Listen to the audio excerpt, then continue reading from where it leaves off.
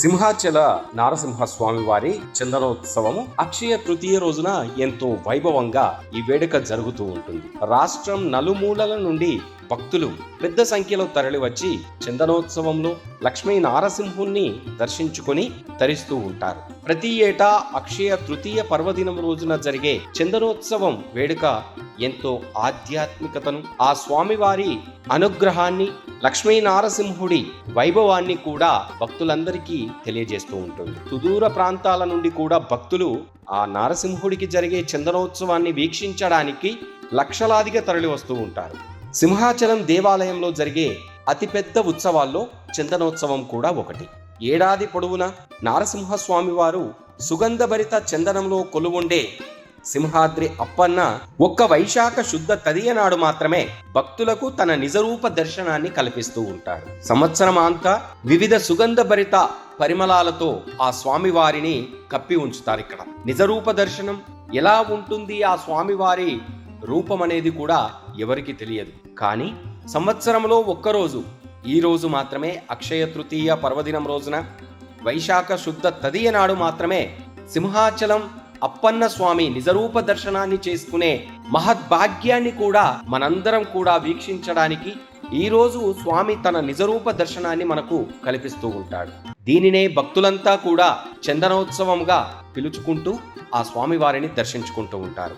ఇంతకీ నిజరూప దర్శనం అంటే ఏమిటి? నరసింహస్వామినే ఇక్కడ అప్పన్న స్వామి అని పిలుచుకుంటూ ఉంటారు. 4 రూపాల్లో కలిగి ఉంటాడు ఇక్కడ కొలువైన నారసింహుడు. వరాహం, నరుడు, సింహం రూపాలు కలిగిన అవతారం. కేవలం చందనం తీసినప్పుడే ఆ 4 రూపాల అవతారం మనకు కనిపిస్తూ ఉంటుంది. దీనినే నిజరూప దర్శనమని పిలుచుకుంటూ ఉంటాం. నిజరూప దర్శనంలో కనిపించే ఆ నరసింహస్వామి అవతారం సింహాచలం అప్పన్న ఎలా ఉంటుంది అంటే, తలభాగం వరాహం కలిగి ఉంటుంది. మనిషి శరీరం సింహం తోకతో త్రిభంగ ఆసనంలో అప్పన్న స్వామి వరాహ నరసింహస్వామి వారి అవతారం నిజరూప దర్శనం మనకు కనిపిస్తూ ఉంటుంది.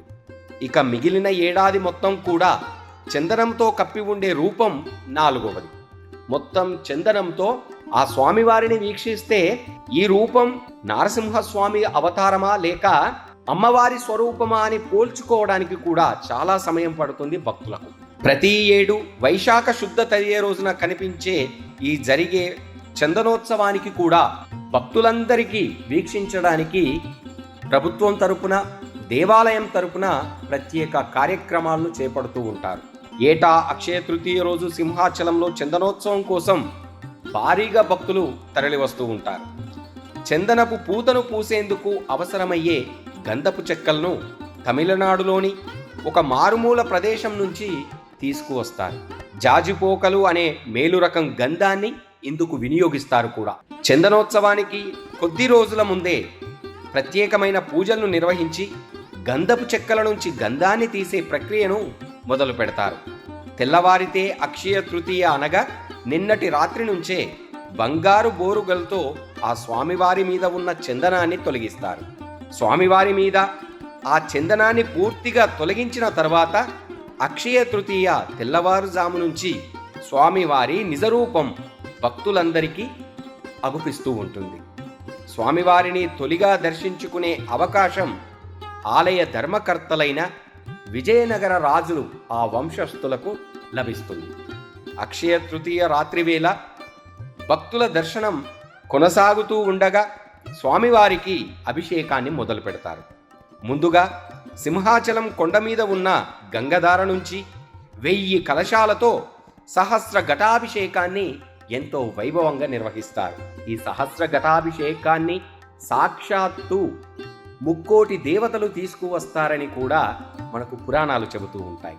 ఆ తరువాత 108 వెండి కలశాలతో స్వామివారికి పంచామృత అభిషేకాన్ని కూడా జరుపుతారు.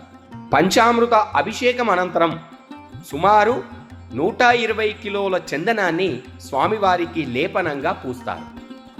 ఆ చందనంతో స్వామివారు నిజరూపం నుంచి నిత్య రూపంలోకి మారిపోతారు.